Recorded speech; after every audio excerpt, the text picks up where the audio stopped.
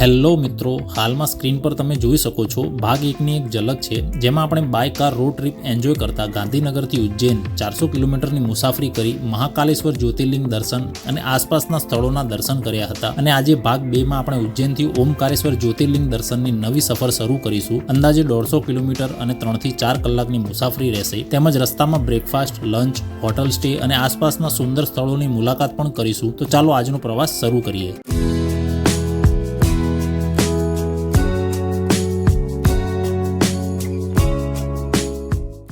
Good morning, જય મહાકાલ, હર હર મહાદેવ. 7 વાગ્યા છે સવારના. હું ઉઠી ગઈ છું અને અમારે આ બધા જો સુતેલા છે. આ જયભાઈ,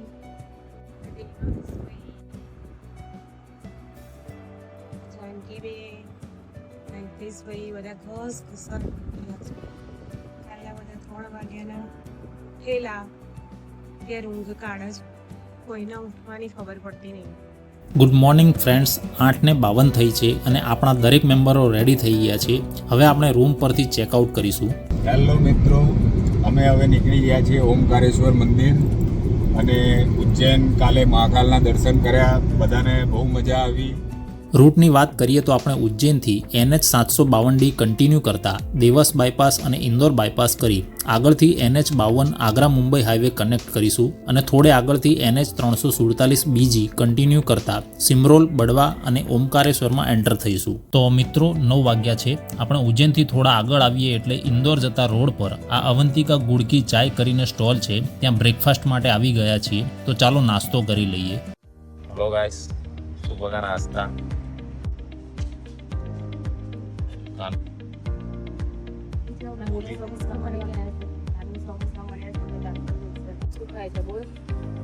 સમોસા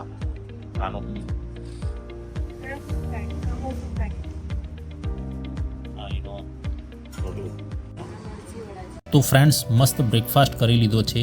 દરેક વસ્તુઓનો ટેસ્ટ ખૂબ જ સરસ હતો. હવે આપણે આગળ તરફ નીકળીએ.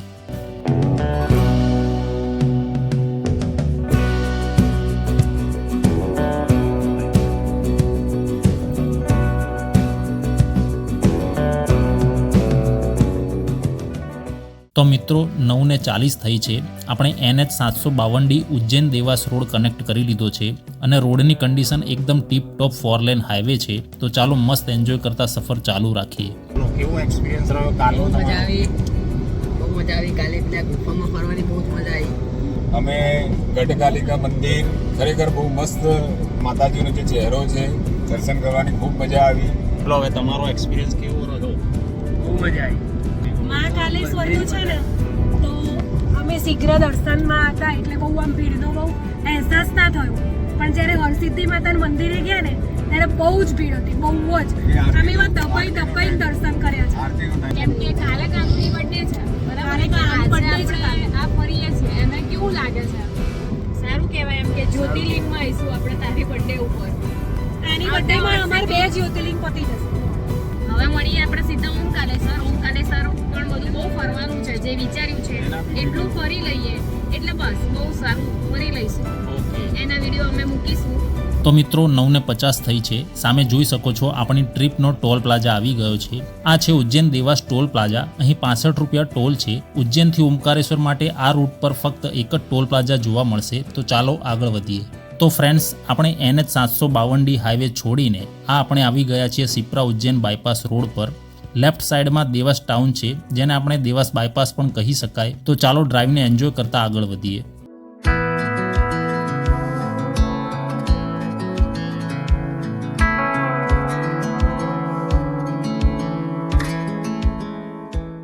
તો મિત્રો 10 વાગ્યા છે.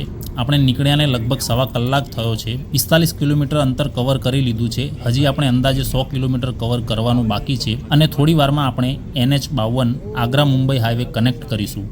તો મિત્રો, આ રૂટ પર પેટ્રોલ, CNG તેમજ સારી એવી હોટલ અને રેસ્ટોરન્ટના ઘણા બધા સારા ઓપ્શન અવેલેબલ છે. ચિંતાની કોઈ વાત નથી.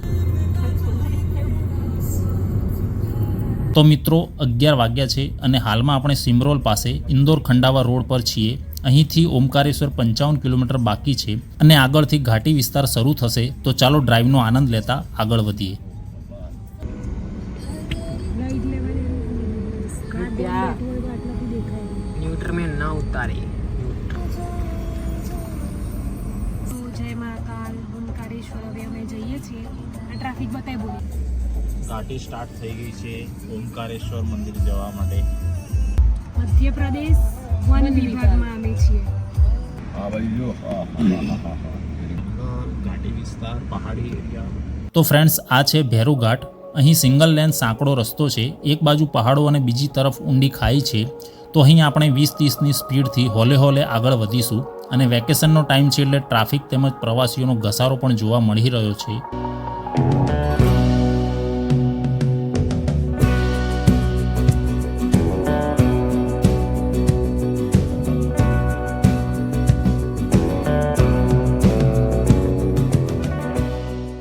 આ ઘાટ વિસ્તાર સિમરોલથી મોર્તકા સુધીનો અને લગભગ 15થી 20 કિલોમીટર સુધીનો છે. તેમજ રસ્તો વળાંકવાળો, ચઢાણ અને ઉતારવાળો છે, એટલે સાચવીને ડ્રાઈવ કરીએ.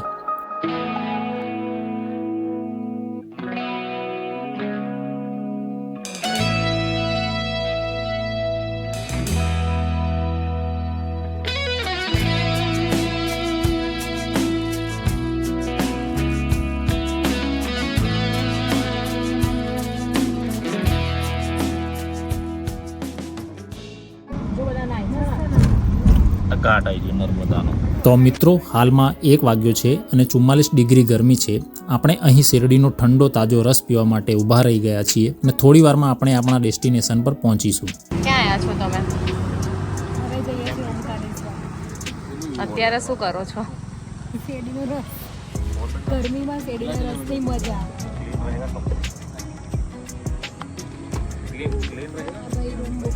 આ ભાઈ રૂમ બુક કરે છે, ઓનલાઈન ફોન કરીને પૂછે છે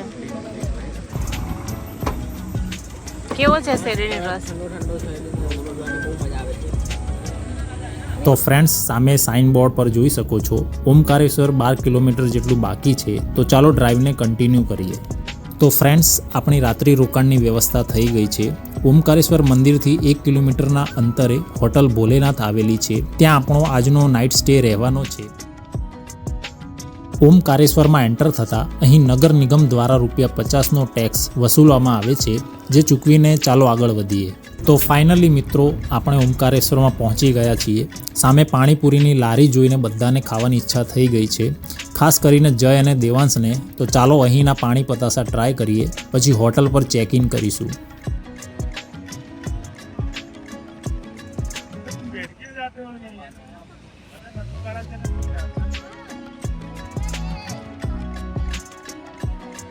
આવો લાગો.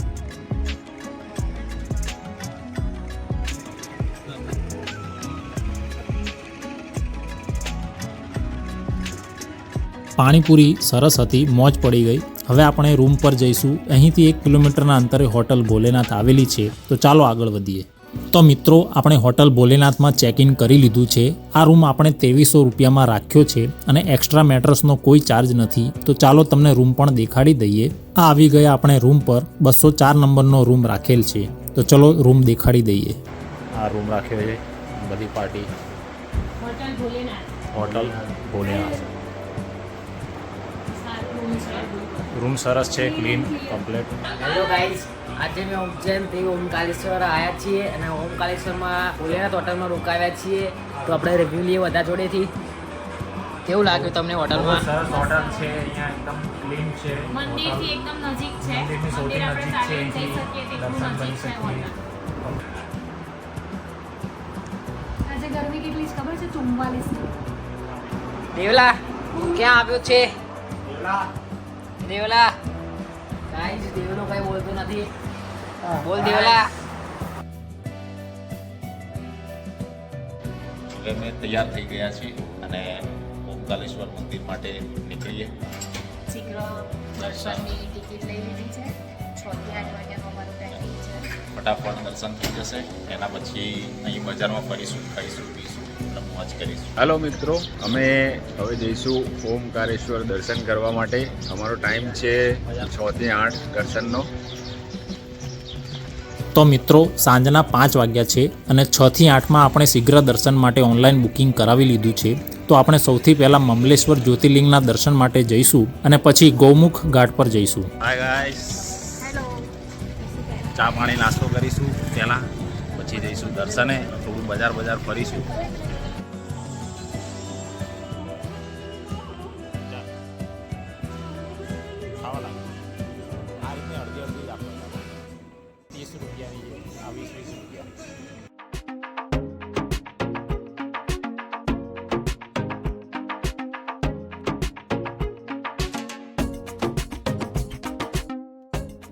તો મિત્રો, આ છે અહીંની બજાર અને સામે મમલેશ્વર મહાદેવનું મંદિર દેખાઈ રહ્યું છે. એવું કહેવાય છે કે ઓમકારેશ્વર અને મમલેશ્વર બંને એક જ જ્યોતિર્લિંગના સ્વરૂપ છે. માન્યતા મુજબ ઓમકારેશ્વરની યાત્રા ત્યારે જ પૂર્ણ થાય છે જ્યારે ભક્તો મમલેશ્વરના દર્શન પૂરા કરે છે. તો મિત્રો, આ આવી ગયા આપણે મમલેશ્વર મહાદેવ મંદિરે અને આસપાસમાં ખૂબ જ સરસ વાતાવરણ છે. અહીં આ બાજુમાં મંદિરનો પ્રવેશ દ્વાર છે, તો ચાલો દર્શન કરી આવીએ.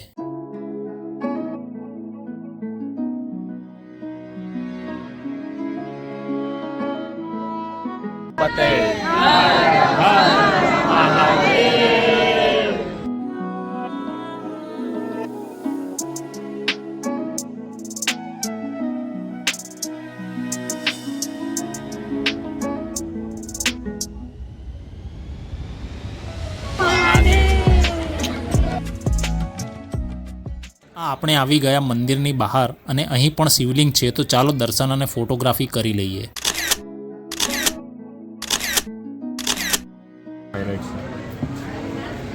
ગોમુખ ઘાટ જોવા દો.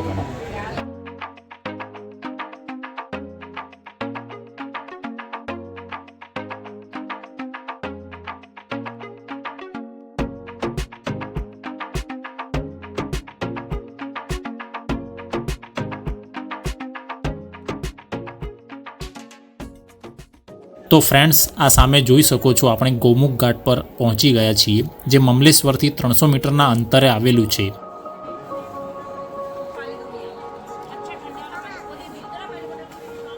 તો મિત્રો, આ છે નર્મદા નદી અને સામે જોઈ શકો છો ઓમકારેશ્વર જ્યોતિર્લિંગ મંદિર. સામે પહોંચવા માટે બોટિંગથી અથવા આ પુલ પરથી જઈ શકાય છે.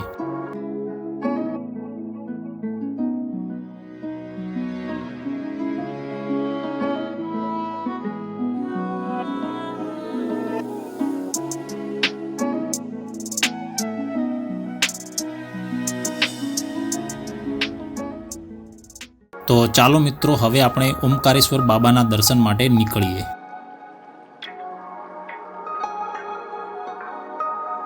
તો મિત્રો, આ આપણે આવી ગયા ઝૂલા પુલ પાસે. અહીંથી આપણે જે શીઘ્ર દર્શનની ઓનલાઈન ટિકિટ બુકિંગ કરી છે તેનું વેરિફિકેશન કરાવી અને હાથમાં વ્રિસ્ટ બેન્ડ લગાવડાવીશું. આના વગર મંદિરમાં એન્ટ્રી નહીં મળે. તો ચાલો હવે દર્શન માટે આગળ વધીએ.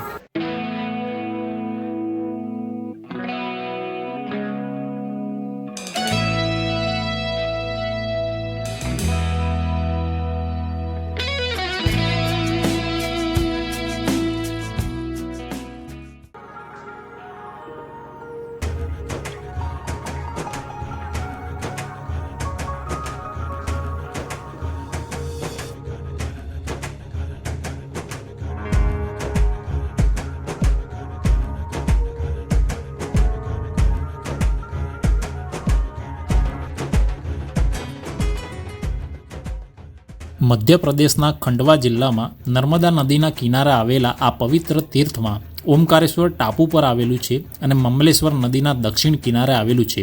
અને મહત્વની વાત તો એ છે કે બંને મંદિરો એકબીજાની સામસામે આવેલા છે.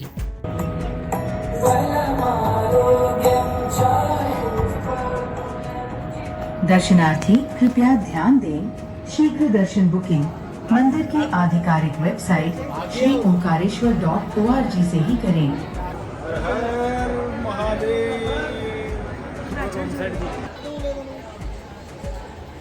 જય મહાકાલ. ઓમકારેશ્વર ભગવાનના મંદિરે અમે ઊભા રહ્યા છીએ અને આ શીઘ્ર દર્શનની લાઈન દેખી. આ આટલી શીઘ્ર દર્શનની છે અને પેલી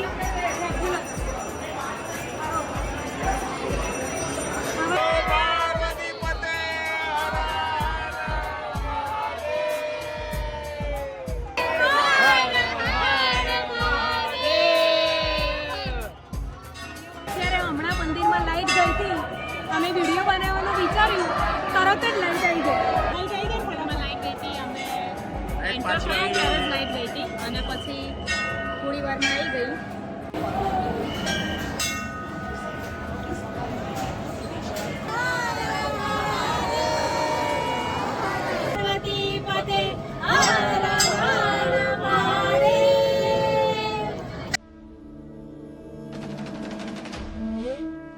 તો ફાઇનલી મિત્રો ભોળાનાથના સરસ મજાના દર્શન થઈ ગયા છે. હવે આપણે નર્મદા નદીના તટ પર આરતીના દર્શન કરવા જઈશું. તો ચાલો આગળ વધીએ.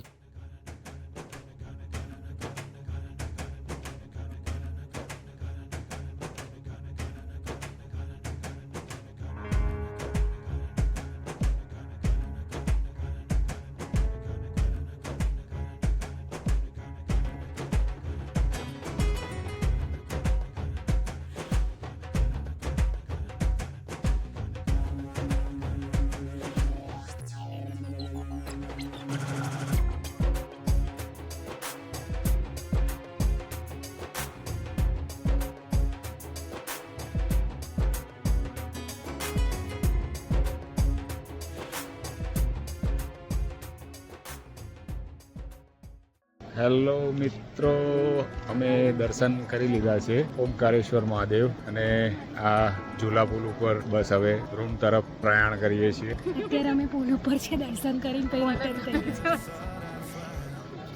દર્શન કરીને પછી હવે અમે ઓમકારેશ્વરથી દર્શન કરી પછી નર્મદા નદીની આરતી જોઈને હવે અમે જે રૂમ આપી છે ને જે હોટલમાં ત્યાં જઈ રહ્યા છીએ. થોડોક નાસ્તા પાણી કરી પછી